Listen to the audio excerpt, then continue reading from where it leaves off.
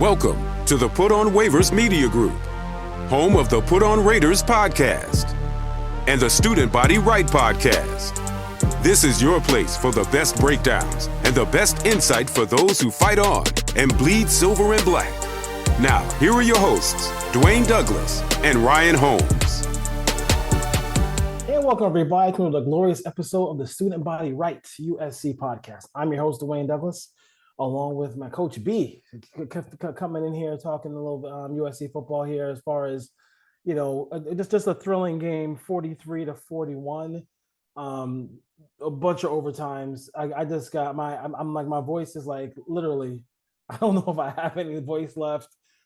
Just so much stuff going on in this game. And I think this is the kind of game where, like, I know people like, I gotta say, man, like SC fans, man, like like when they joke about the spoiled children thing, they really are like, we really got to stop with the spoiled children thing. Like, we got to really just enjoy the greatness of what we recognize in here, Coach, because this was a great performance by Caleb Williams to kind of come up with magic at the end to win this game.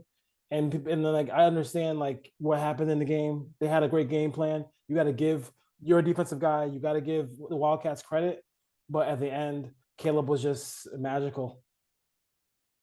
I mean, there's one thing about 13, right? 13 is just like, he shows why he's the best player in the country. Like, there's no, like, everybody can talk and they can pick this person, that person.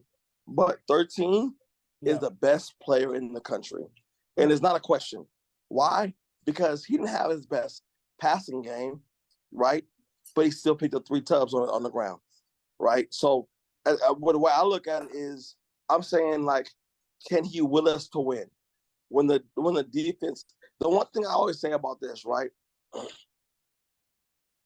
The defense, people say, oh, our defense is bad, our defense is bad, our defense is bad. Why our defense play better? Absolutely. But here's the facts, right? Tonight was the first time we've ever trailed in the game. No other team in the country, not Georgia, not Texas, not Oregon, not Washington, not nobody else could ever say that before tonight.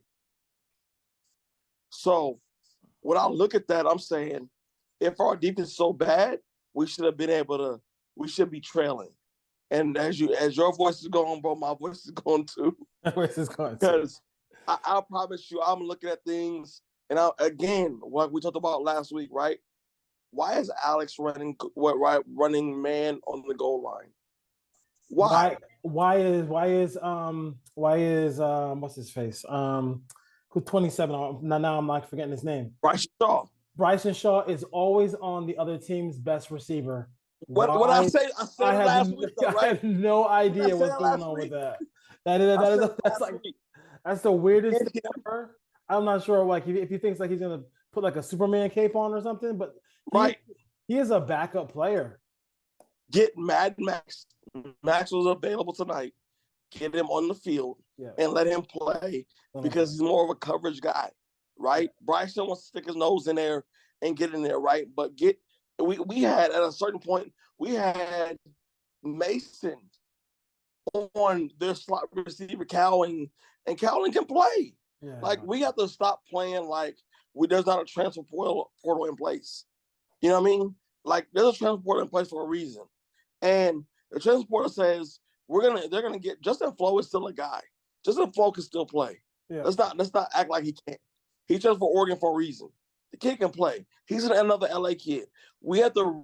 One thing I want Lincoln Riley to realize is that Arizona State, Fresno State, they have kids from Southern California that are not on our team, and they want to show up and show out. Oh, they got Jonah Coleman. Oh yeah. Fun fact for Jonah Coleman. Jonah Coleman's from Northern California, Stockton to be exact. My son was the backup to Jonah Coleman. I've seen Jonah Coleman since he was a freshman in high school. The kid can play. Facts. I wouldn't be surprised, mark my words right now, tonight, if Jonah is not a transfer next year to our team. Yeah, I mean, it's a lot. I definitely don't doubt that at all. I would say, I think the passing game in this in this world where people are going to maybe try to rush three and drop everybody else, they miss Zachariah Branch, because Zachariah Branch is a guy who is the separator. Like when you play man, I mean, he can separate. He can separate in a lot of ways. And if you do run some screen stuff, I was waiting if they're gonna rush three and drop everybody else. I was waiting for the screen game to the running backs to get going. But I guess Marshawn Lloyd had to be hurt because he's in and out of the lineup. How I know is he didn't play in the overtimes. Yeah, they don't play in the overtime. He had a big run at the end of the game where it should have been the game winning field goal there. But that was tough to see. Austin Jones, you can expand this running game, man. They got people who could play on the depth chart. You know what I'm saying? And the young kid. And I think Austin is hurt also. Austin doesn't look good right now. Austin doesn't look the kid like the kid we had last. The burst. He don't got the burst that he had last year too. Austin is a 10-1 guy. He's a 10-100 guy. We should be able to use Austin in the game, and we're not able to use him because, like you said, he doesn't have the burst. Yeah, he doesn't have it. And I think, but I do think that if you do gonna have, you do have Barlow, you do have Quentin Jordan. I know it's a big game. You don't want to maybe use a freshman in that spot, but Barlow's a senior. He can get you some yards. We got to expand that. You got to expand that that running game. But like I said before, USC wins this game in just breathtaking fashion in 3 overtimes. It was just nuts in this game. Offensively, what do you think was the missing from the most part of this game? No. Before you do that, people will say defense, but they got down 17-0. They held it down until USC got to 28-20. They're not going to get credit for that moment in the game, but let's be honest, that game was teetering. They were a play away. Arizona was a play away from really breaking that open and making it impossible to come back. If that's Oregon, we're down 42. If that's Oregon, if that's Oregon, we're down 42. Or Oregon is going to stretch that play. Washington is going to stretch that lead out, right? What we were missing offensively is Caleb was trying to do it. They if you looked at it, they switched up so much in the secondary. They rushed 3, dropped 8. Rushed 4, dropped 7. They were doing so much. So even when Caleb got loose, they were just sticking on players. Yeah. You got to remember what happened when we changed the game. Caleb started running. When the game changed, Caleb was like, okay, you're going to drop 7 and play these coverages. I'm going to get 8. I'm going to get 9. I'm going to get 10 with my legs, right? And then normally with a defense, it automatically clicks where the defense, okay, we gotta bring everybody back up. They didn't do that. Yeah. Lincoln expected them to do that. Here's what I'll say about tonight's game. We're learning the bumps and bruises. I didn't know before tonight if we can come from behind. I didn't know that. Very true. I don't think any other SC fan knew if we can play from behind. Right? We can play from behind. Yeah. And we can be gritty. We can be honest with ourselves. I think that's the one thing about being in that. I looked at being on that sideline when they pan to it, being on the sideline when they pan to it, and seeing how the game was going, is that we were honest with ourselves. Caleb, every time he missed a pass, he didn't look at the receiver and throw his hands up. He said, "My bad." It was his bad. Yeah. My bad. Yeah. Accountability, right? Accountability is key. So when I go take a full inventory of how we played tonight, I can say we've been 17 down. Guess what? They showed a graphic on the screen. I don't know if you're at the game or you saw it, but the graphic said we were 2-32 when we were down 17 plus before halftime. 2-32. Yep. But what we never had before tonight, was a mobile quarterback. Think about all the quarterbacks we had in history. We had Mark. Mark was probably the closest we had to be immobile. Yep. Mark Sanchez was probably the closest, but he was never down 17. No. That's a good point. I mean, they do have. I think this is like. I think people lose sight of in college football. They lose sight of every week you're playing when you're a top 10, you're playing a playoff game every week. Right. In the NFL, you can lose game. The Chiefs are the best team, whatever. They're gonna lose, 3 or 4 games. Like, you know what I'm saying? Like, and they can still win the whole thing. Like, you can't lose. You got to stay away from that one loss as far as you can, as long as you can. And USC did a good job of doing that. Like, I don't want to have a heart attack game, but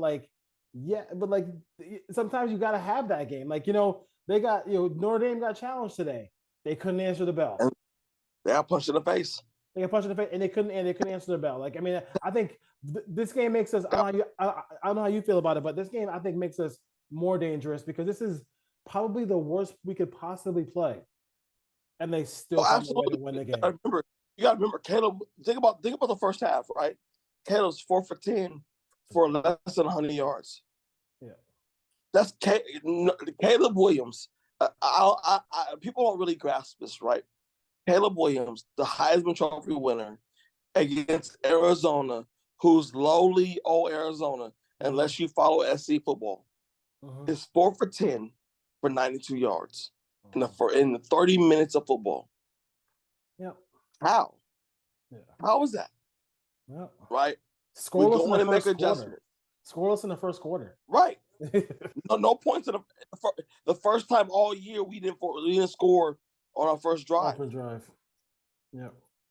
Right. So now we take Caleb and we say, okay, second half, win us the football game. Yeah. And this is why I say we are the best player in the country because nobody else can do that. Nobody else.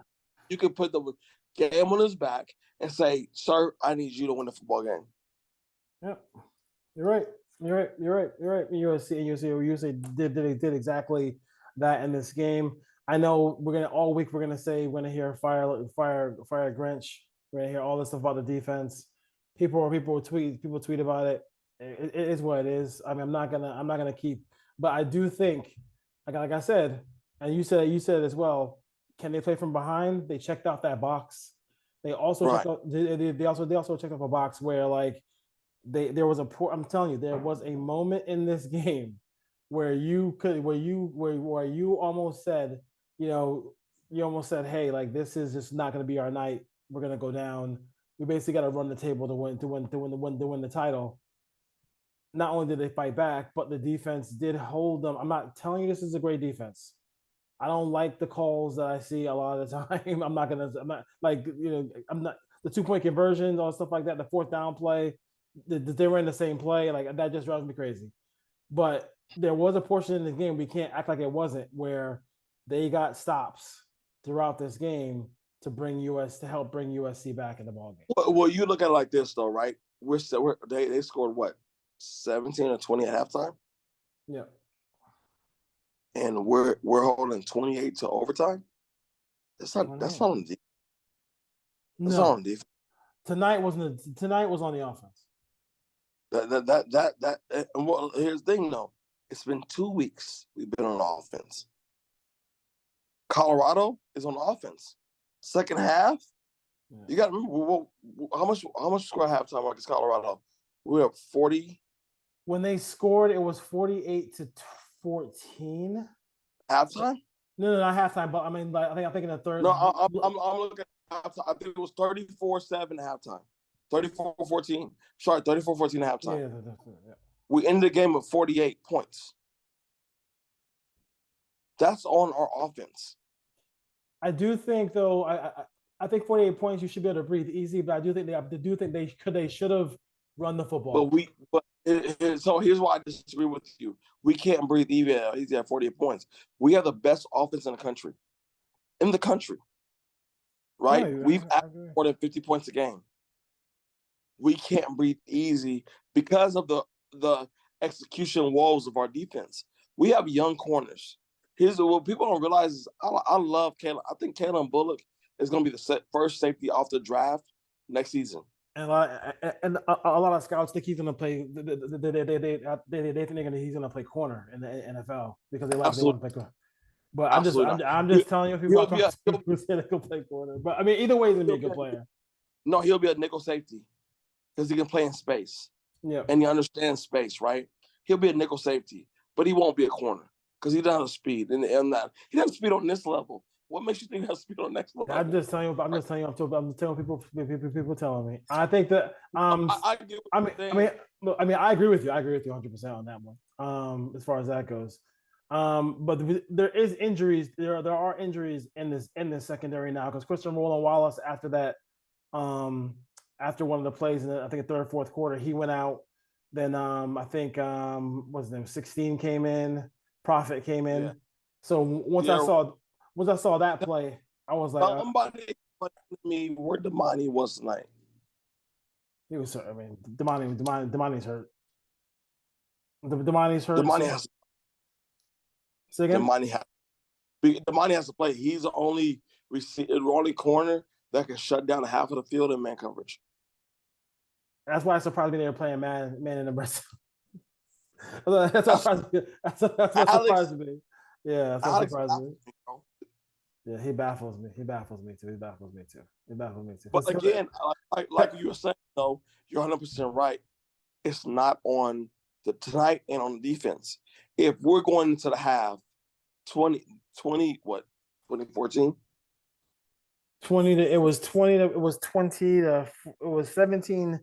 17-14. 17-14 halftime. They scored, it was 20. No, 17-14 halftime. You said 14-14 halftime. Did they score? They're scoring the opening drive of the third quarter. Yeah. In the game, you can't put that on defense. They held it. They did their job. Our offense has to be explosive. And that's what I'm putting on Caleb and Lincoln. But it's been 2 weeks now. Our offense has been very stagnant in the second half. I would say Lincoln didn't have this wasn't vintage Lincoln today. That was not the best. That was not the best game plan I saw today. I think they had some injuries that they were working through because both running backs seem like they're hurt. And then you also lose Zachariah Branch as well. But like it was a weird game. Raleigh didn't play. I know, that was weird too. Like, I mean, that was weird. I mean, that was weird too. I mean, why is he practicing? He still has a couple games he can use him for before the red shirt is active, right? So just use him. Like, why not use him?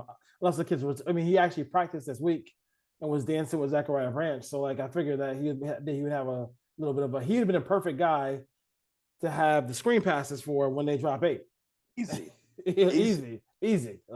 So it is what it is as far as that goes. Anything else you want to add to this game? I definitely got to see what the injury looks like. Injuries look like going into South Bend because the secondary looks like they got beat up a little bit, and the offensive backfield looks like it's beat up a little bit with Austin Jones and Marshawn Lloyd. Yeah, I think Marshawn's gonna have to. As crazy as it is, right? He's going to sit down for a game to get healthy. But the fact is, we can't sit down for a game. Not for these next 2. You know what I mean? Like, not what, 1, 2, 28th. 28th, we might be able to sit him down and then bring him back on the 4th. Yeah. We can do it Austin and bring him back on the 4th. But we're going to have to make a real decision to sit him down.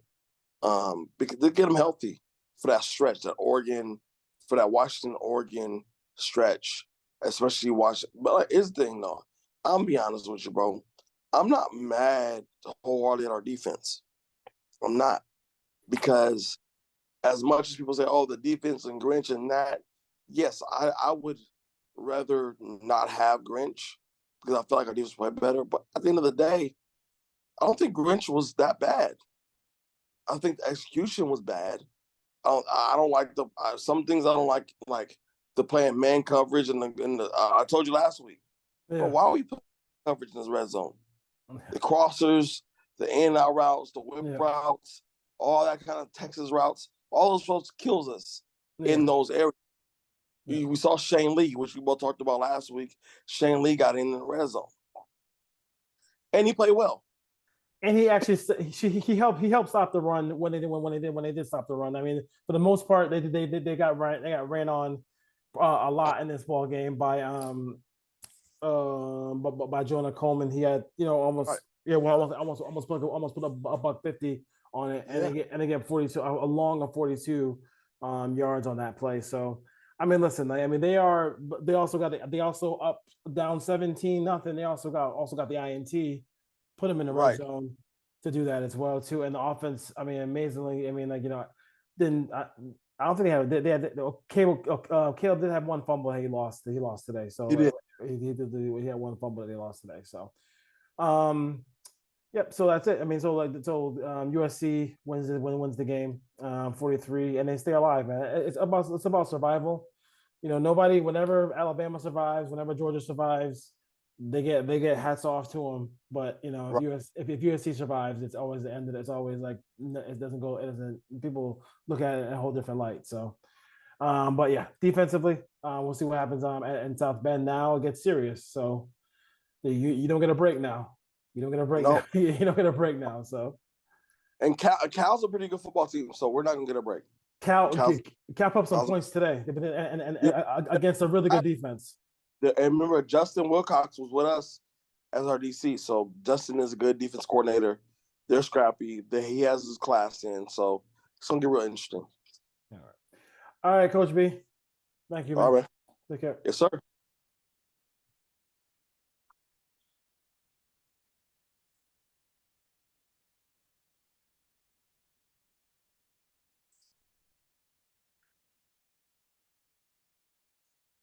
All right, Coach B, take a little.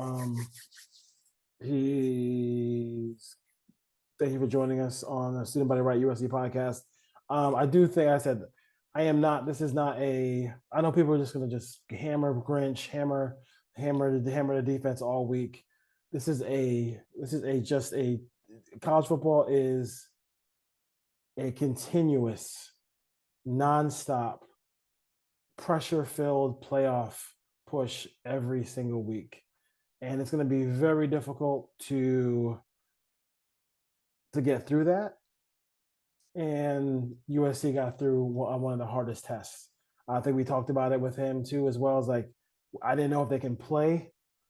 I don't know if they can play from behind. They play from behind. They were able to make defensive plays when the game was teetering. It was a moment where it could have been. When Arizona has the ball 17-0, you're like, okay, they're a big play away from just blowing this game out. Got the INT, got all the stops they needed to get the game up 28 to 20. They really should have been able to stop Arizona on that fourth down. They didn't stop Arizona on that 4th and goal. I'm not sure what we're doing with man coverage. We got injuries in the secondary. You can blitz, you can send pressure, but you gotta have the horses in the back to be able to do that. If the game is 31-28 like it should have been, we kind of look at the game a little bit differently. But they still, they're not performing at a high level defensively. But even with that being said, they were able to win the game, and I think we can. I don't want to lose sight of the wins and the enjoyment of winning and being in a situation where you're still in the hunt for a national championship. You can have Feinbaum, you can have all these other guys who cover college football tell you that USC can't win it. Until they have those 2 losses, I'm not going to sit there and say they can't do it. I would like them to play a little bit more, conventional defensively and just be a better defensive team. They have the talent to be that way. It's just they actually have the talent to do that. But he makes very questionable calls. We can spend all day on those, or we can just enjoy the victory for right now. It's a victory. We'll take it, and then we'll worry about the Irish next week. That's gonna be we have a whole week set up to preview the Irish game and to preview the Notre Dame game. End of the day, 43, 40, 41. Jed Fish and Arizona did a great job playing defense against Caleb Williams, making it difficult to score. They just were not going to ever. The biggest key was that they didn't leave the receivers when Caleb Williams started to scramble. So Caleb just started running the football. That's probably what they could have done. USC could have done a better job of recognizing that earlier. They didn't. So it is what it is. But USC wins. They're still in the hunt. They're still going to be there for the. I saw the Raiders background, so that's pretty funny. The USC is still going to have the USC has the opportunity here to continue that quest for that championship and that quest to go to the playoff, and also Caleb Williams with that heroic performance obviously is still in the race for the Heisman. So, all right, we'll break it down a little bit more during the week about this victory. But listen, it's fight on. It's victory Sunday. You'll take the victory any day of the week. You want it to be a little bit cleaner. You want it to be a little bit. You want it to be a little bit. You want it to be better, especially on the defensive side of the ball. But the defense, like I said, there was a portion and there's a segment in this game where it was 17-0, but they were able to hold Arizona in the red zone. They were able to hold Arizona for a long period of time in this ball game, and they were able to keep the game manageable so USC could come back. And USC, what was in the what they were 2-32, like Coach B said, 2-32 in games where they were down by 3 scores, and they were able to come back. I mean, you gotta give them credit for that, even if you hate USC. All right. So about right USC podcast. I'll let everybody hate and get mad and do all this stuff, but again, it is a privilege to be in games like this. It is fun to be in games like this. It is fun to be in a race to win a championship. And until they are eliminated from that possibility, let's just keep doing what we should do as fans and continue to fight on.